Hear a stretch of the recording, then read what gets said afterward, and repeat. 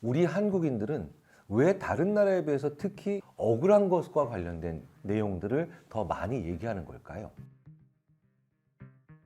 한국인에게 유독 분이 많은 건 우리 자체가 부조리하거나 우리 사회 자체가 무슨 문제가 클 수도 있겠지만 울분과 분노를 느끼지 않는 사람은 죽은 사람이죠.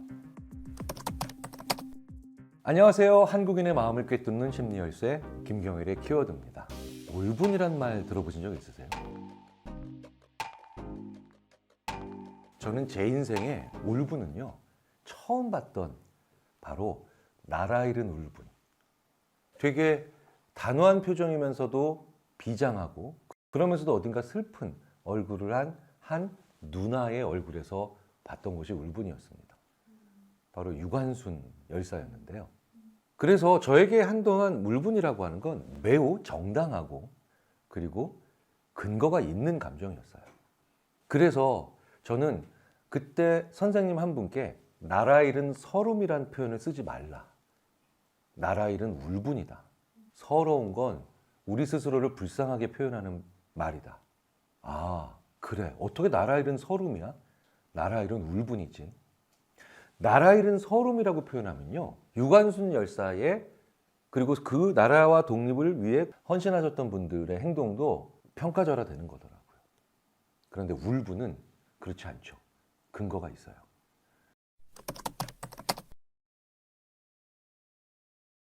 그런데 요즘 울분이라는 말 조금 다른 의미로 쓰이죠. 극단적 분노가 모두 울분으로 통칭되는 경우가 많습니다.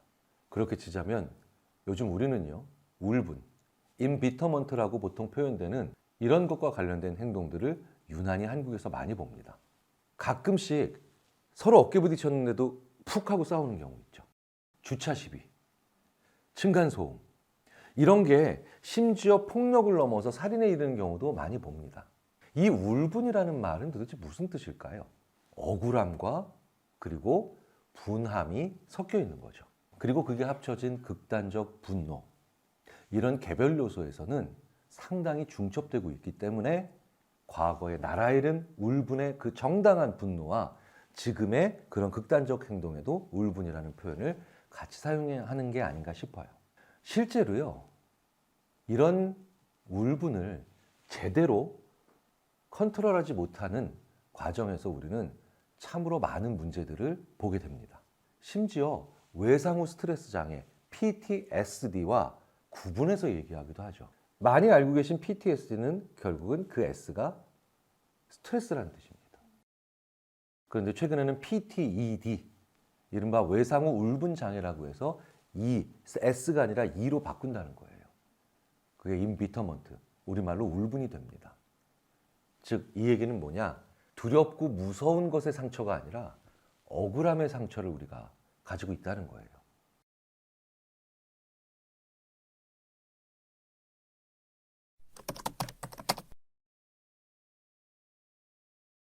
우리 한국인들은 왜 다른 나라에 비해서 특히 이 PTED와 관련된 억울한 것과 관련된 내용들을 더 많이 얘기하는 걸까요? 사실 이건 문화심리학적으로 이미 추론이 가능한 정보와 연구들이 얼마든지 있습니다. 공포와 억울함, 상대적으로 누가 더 약자의 감정일까요? 당연히 공포가 약자의 감정입니다. 억울한 건요, 많은 약자의 감정이라기보단 나 어느 정도 세나 힘이 있으니까 느낄 수 있는 감정이에요. 그래서 대부분에 보면 공포는 주변인 혹은 조연, 단역의 감정이고, 영화에서 억울하고 분한 건 주인공의 감정이죠. 특히 제가 좋아하는 한민 박사는 이런 주인공의 감정을 가장 많이 가지고 있는 것이 한국인이에요 라고 얘기를 합니다. 이걸 주체성이라고 부르기도 하죠. 자, 결국 무슨 뜻일까요? 나도 내가 속한 세상의 상당 부분 주인공이라고 느끼는 생각이에요. 이걸 문화심리학자들은 주체적인 자기가 비율이 높다라고 얘기를 합니다. 한국인의 주체적 자아가 강할 수밖에 없는 이유는 뭘까요? 바로 집단도 개인의 개별 능력도 나의 생존을 완전히 담보하지 못하기 때문에 그렇습니다. 그래서 끊임없이 내 주위에 있는 수많은 사람들과 연계를 해야 되고 주위에 있는 수많은 사람들과 긴급한 상황이 닥치면 집단이 아닌 라벨임에도 불구하고 단결을 해야 되기 때문이죠. 버스를 타면 순간적으로 우리는 버스 안에 있는 30명 승객 중에 한 명입니다. 그런데 버스가 어떤 사고나 아니면 위험에 빠지면 30명은 순간적으로 뭉쳐야 되죠. 그럴 때 한번 생각해 보세요. 우리가 버스 안에 있는 승객들의 이름을 전혀 모르잖아요. 근데 한국 사람들 어떡하죠? 어머니 일로 와보세요. 삼촌한테 달려와! 가족이 아닌 사람인데 가족 언어를 사용해요. 왜 그럴까요?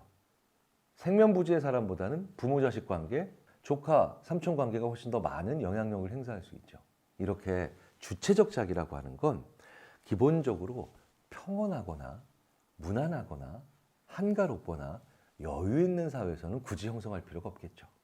위기나 순간적인 시련이 자주 닥치는 사회에서 너랑 많은 관계 있고 너도 나한테 영향력을 행사해. 그래서 우리 모두는 하나로 다 합쳐서 이걸 해나가면 돼. 게다가 결국 헤쳐나가는 주인공은 우리여야 돼. 그 결과 우리는 전 세계에서 유일하게 무서울 때 신을 안 찾는 나라라고 하는 이야기도 듣게 되죠.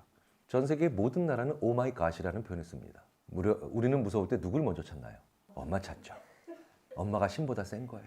신이 못해도 엄마는 하는 나라입니다. 자, 이렇게 신의 힘을 빌릴 수도 없는 위급한 상태에서 나 스스로 문제를 해결하고 내 주위에 나와 비슷한 약해 보이지만 주인공들을 모아야 되는 그런 다사다난한 사회에서는 주체적인 자기가 형성될 수밖에 없겠죠. 우리는 집단주의와 개인주의로만 문화를 구분하죠. 그런데 집단주의와 개인주의 사이에 설명이 잘 안 되는 사람들 중에 대표적인 문화가 한국 문화거든요. 한국 사람들이 집단주의에 더 가까울까요? 개인주의에 가까울까요? 우리는 집단주의라고 보통 생각을 많이 합니다. 자, 그런데요. 그러면 정말 말이 안 되는 행동이 있어요. 집단주의의 가장 중요한 행동 덕목이 뭔지 아세요? 개인은 개인의 화를 집단 앞에서 표현하지 않는다예요. 자, 이제 한국이 집단주의로 보기 어려운 이유는 여기서도 금방 나오죠. 우리 한국 개인의 화는 집단 앞에서 표현해야 제맛이죠. 우리는 시골 동네 할아버지도 시장 정도면 이름 부르면서 나오라 그럽니다. 뭐 남의 나라 대통령도 맘으로 대놓고 욕하는데요. 그러니 우리나라를 집단주의로 보는 건 굉장히 어려운 말이에요. 그래서 한국 사람들이 심리적으로 좋아할 수밖에 없는 이론이 있어요. 그게 바로 카오스 이론입니다. 태평양 한가운데서 나비든 벌이든 뭔가 살짝 날개짓을 했는데 지구 한 바퀴를 돌고 난 다음에 거대한 태풍으로 변한다. 유난히 한국 사람들이 이런 이론을 좋아해요. 왠지 아세요? 내가 작은 존재라도 그 영향력은 얼마든지 클 거야 라고 하는 세계관을 가지고 있기 때문입니다. 자, 그래서 한국은 주체적 자아가 굉장히 강한 나라입니다. 즉 주인공 의식이 있는 사람은 좌절할 때 무섭고 두려운 게 아니라 억울하고 분한 경우가 더 많은 거죠. 그래서 한국인에게 유독 울분이 많은 건 우리 자체가 부조리하거나 우리 사회 자체가 무슨 문제가 클 수도 있겠지만 사실은 다른 사회와 비슷한 문제를 통해서도 우리는 더 많이 울분을 토해낼 수밖에 없다는 거예요. 우리는 주변인이 아니고 중심에 서 있는 사람들이니까요. 그래서 문화적 장르로 소비하기도 합니다. 일본처럼 주체적 자기를 거의 가지고 있지 않는 나라들은 나 같은 사람이 세상을 변화시키는 걸 그다지 현실적으로 받아들이지 않죠. 그래서 그들은 판타지를 소비합니다.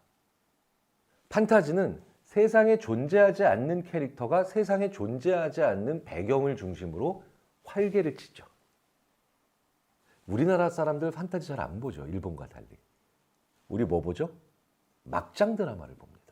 막장 드라마는 현실 안에 있는 캐릭터예요. 그리고 그 현실 안에 있는 캐릭터가 좌절하면 우리는 같이 분노를 일으키고요. 걔가 세상을 바꾸면 같이 속이 시원해지죠. 그래서 우리나라의 막장 드라마에서는 안 되는 게 없는 겁니다. 그리고 거기서도 자주 소비되는 감정 중에 하나가 울분이죠. 우리나라가 분노 사회로 지칭될 수 있다는 것은 기본적으로 우리가 여전히 문제의 중심 안에 서 있는 주체적인 모습을 유지하고 있기 때문이다. 왜 제가 이런 말씀을 드리냐면 이런 생각 없이 우리가 겪고 있는 모든 분노를 병적이거나 부조리한 측면으로부터 기인했다고만 보면 그러면 정말 우리가 포기할 수도 있거든요. 그런데 우리는 그런 포기만큼은 해서는 안 되겠죠. 자, 그렇다면 이런 우리의 주체적 자기를 일단 밑바탕으로 놓고 상대적으로 과거에 비해서 최근에 좀 더 많은 울분과 관련된 분노와 관련된 측면들이 많이 보이는 건 무슨 이유일까? 제일 먼저 고민하는 사람은, 즉 PTED라는 용어로 고민하는 사람은 독일 정신과 의사 중에 미하일 린덴 박사라고 하는 사람이 연구를 시작했죠. 그런데 이 사람이 어떤 현상으로부터 이 PTED, 즉 외상후 울분 장애라고 하는 것까지도 가는 사람들을 발견을 했느냐? 1990년에 어떤 일이 일어나는지 기억나시죠? 바로 독일이 통일됐습니다. 그런데 독일이 통일되고 난 다음에 자연스럽게 구동독, 공산권에 속해 있었던 많은 사람들이 이제 서방 세계를 이루고 있었던 서독으로 이주해 오고 또 일을 하러 왔겠죠. 아무래도 서독에서 동독으로 간 사람보다 동독에서 서독으로 간 사람들이 훨씬 더 많았습니다. 그래서 가뜩이나 부족한 노동력을 가지고 있는 서독에 대거 들어옵니다. 동독에서 서독으로 들어온 많은 사람들이 차별받고 억울한 거예요. 그리고 그게 쌓여서 대략 10년 후부터 분노 범죄가 일어나기 시작한 겁니다. 그리고 피해의식, 나한테 잘해줘도 이거 결국 나 얕보는 걸 거야. 무력감, 절망, 분노, 그리고 격노. 격노가 뭡니까? 갑자기 순식간에 일어나는 필요 이상의 화죠.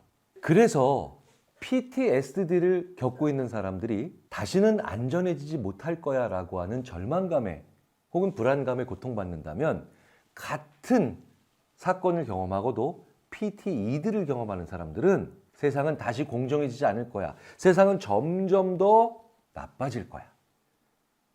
이렇게 훨씬 더 안 좋은 생각을 가진다는 거죠. 파급력이 어디가 더 클까요?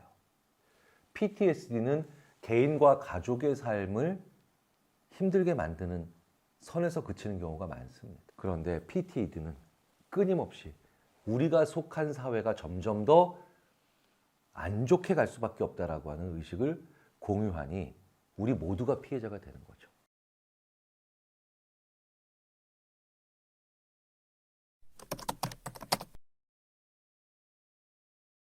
문제는 이런 분노가 제대로 해결되지 않을 때 생기는 문제가 더 심각하다는 거예요.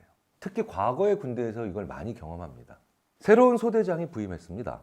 그리고 이 새로운 소대장은 참 현명한 사람이라서 기존에 있었던 악습을 많이 없앴어요. 그리고 그 소대장의 밑에 있는 많은 병사들은 그래, 이런 악습은 없어져야 돼 라는 것에 동의했었죠. 군대 다녀와 보신 분들은 많이 이런 생각 하셨을 거예요. 내가 상병 혹은 병장 되면 이건 진짜 앞으로 없앤다. 그런데 정작 그 소대장이 그 악습을 없앤다고 하니까요, 상병 병장들이 안 된다는 거예요. 분노하고 더 싫어하고 짜증낸다는 거예요. 그리고 심지어 몰래 그 행위를 계속 하더라는 거죠. 괴롭힘, 부조리, 병영 부조리들이요. 그 왜 그럴까요? 소대장이 부릅니다. 그리고 앉혀놓고 너 왜 그런 게 없어져야 된다고 너도 생각하고 있다고 얘기했으면서도 왜 그 짓을 계속해? 소대 전통입니다. 그리고 자기들끼리 이런 얘기하죠. 본전 생각나서. 이 두 개가 결국 핵심입니다.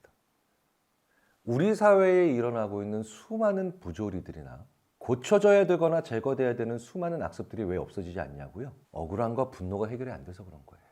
이 마음의 핵심, 이 응어리가 바로 무엇일까요? 저는 이걸 논하려고 하는 겁니다. 바로 같은 잘못을 저질렀는데도 더 착한 사람이 처벌받은 걸 봤기 때문에 그래요. 같은 죄를 범했는데도 더 약자가 많은 더 높은 형량이 기록됐기 때문에 그래요. 이게 모든 것의 본질입니다. 양심 없고 그리고 죄책감 없는 자들은 끊임없이 저항하죠. 한 사회, 한 국가의 처벌과 징계의 양이 객관적이지 못할 때 이 모든 것들은 치료되지 않는 겁니다. 그리고 이 누적되는 울분은 결국 그 사회에서 건전한 창의적 아이디어를 나오는 걸 극단적으로 감소시킵니다. 그런데 이제 하던 일을 패턴화시켜 반복해서 하는 루틴한 일은 AI가 제일 잘하죠. 그런데 이제 우리는 AI가 못하는 일을 해야 되잖아요.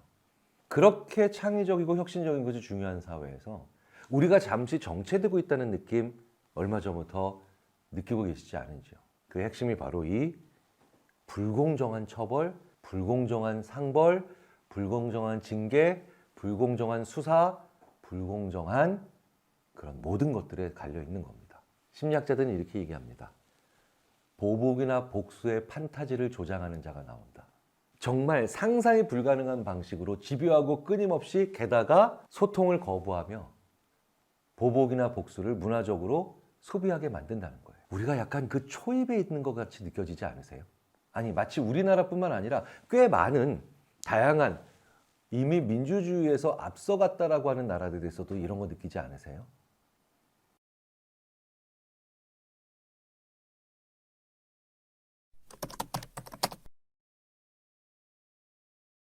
울분과 분노를 느끼지 않는 사람은 죽은 사람이죠. 우리는 역사적으로 우리에게 오는 수많은 고난과 시련을 오히려 저항할 수 있는 에너지로 이걸 사용해왔습니다. 그 과정에서 우리는 이 울분을 긍정적인 무기로 삼았죠. 모든 무기는 긍정과 부정 사이를 얼마든지 넘나들 수 있죠. 바로 거기에는 불공정함. 바로 그 갈림길에는 공정과 불공정이라고 하는 그 신호기로 연결되어 있다고 생각을 합니다. 자, 그렇다면 우리 사회가 얼마나 같은 잘못에도 사람을 더 차별적으로 징계하고 처벌하는지, 그리고 기본적으로 정당하고 타당한 주장이 얼마나 부조리하게 거부되는지, 이 두 가지 측면에 대한 우리의 시스템과 우리의 삶의 모습을 재정비해야 되지 않을까 싶어요. 결국은 대부분의 문명이 PTSD가 아닌 PTE로 무너졌기 때문입니다. 그렇다면 이런 울분과 관련된 것들은 정도의 문제이지 우리 모두에게 관련이 돼 있을 겁니다. 자, 그렇다면 이런 울분과 분노가 내 자신에서도 항상 일정 수준 존재한다고 가정해야 되고 또 그것이 현실이죠. 그리고 이것들이 제대로 해결이 되지 않았을 때 우리가 빠지는 함정이라는 게 있을 겁니다. 그게 바로 뭘까요? 궁극적으로 세상은 변하지 않아. 이 생각입니다. 그런데 이런 세상은 결코 변하지 않아. 사람은 결코 변하지 않아. 이런 생각을 가진 사람들이 절대로 할 수 없는 게 뭘까요? 바로 발전이죠. 세상도 안 변하고 개인도 안 변하는데 어떻게 발전을 할 수 있겠어요? 그래서 발전이 없는 스스로의 삶으로 우리 자신을 내몰 수 있는 위험이 가장 큰 겁니다. 그래서 울분과 분노를 많이 느낀다고요? 그리고 나도 그것이 해결이 안 되고 너무너무 억울하다고요? 세상이 안 바뀐다라고 생각을 자꾸 하게 만든다고요? 그러면 그 해결책은 사실은 이것부터 시작해야 됩니다. 바꾼 사람을 만나야 돼요. 타고난 부자가 아니라 자기가 일군 부가 있는 사람. 심지어 타고난 부자였다가 망한 사람. 무언가 자기가 가지고 있는 초기 상태에서 변화가 일어나는 사람들을 만나야 된다는 거예요. 그러면 이런 사람들을 통해서 우리가 의외로 가질 수 있는 게 뭔지 아십니까? 바로 성장 마인드셋이라고 세상에서는 부르더군요. 저희 심리학자들은 성장 이론을 가지고 있는 사람이라고 합니다. 긍정적인 롤모델이자 성장 마인드셋을 지지하는 사람은 누굴까요? 가난했는데 부자가 된 사람. 무지했는데 지혜로워진 사람. 일자 무식이었는데 많이 배운 사람. 그러면 성장 마인드셋의 부정적인 롤모델은 뭘까요? 똑똑했는데 멍청해진 사람. 뛰어났는데 오히려 무능해진 사람. 부자였는데 오히려 망한 사람. 여기 부자 하나 더 붙인다면 그리고 그게 자기 때문이라는 걸 인정하는 사람. 그래서 우리는 이 둘을 다 만나봐야 됩니다. 왜일까요? 세상은 끊임없이 변하고 있기 때문에 나도 고정된 마음을 가지면 안 된다라는 암시를 나의 뇌에 주기 때문이죠. 우리는 그 양쪽 모두를 소비해야 합니다. 성공하는 사람들, 나아지는 사람들, 그리고 긍정적인 변화를 만들어낸 사람들의 이야기만 소비하잖아요. 그러면 결과가 좋으면 노력하는 거지만 결과가 나쁠 때 나는 자포자기하게 됩니다. 나보다 안 좋은 상태로 더 떨어진 사람들의 그 변화를 그것만 소비하잖아요. 그러면 사람들은 안주하게 되죠. 그래서 분노와 그리고 울분이 가득하거나 아니면 넘치기 쉬운 사회에서 우리가 끊임없이 봐야 되는 이런 스스로 변화를 만들어내는 사람들을 계속 우리가 보고 있는 사이에 나의 분노와 울분을 적정한 양으로 에너지화해서 나를 스스로 성장시킬 수 있는 그런 곳으로 잘 전이시키는 그런 것들이 필요하죠.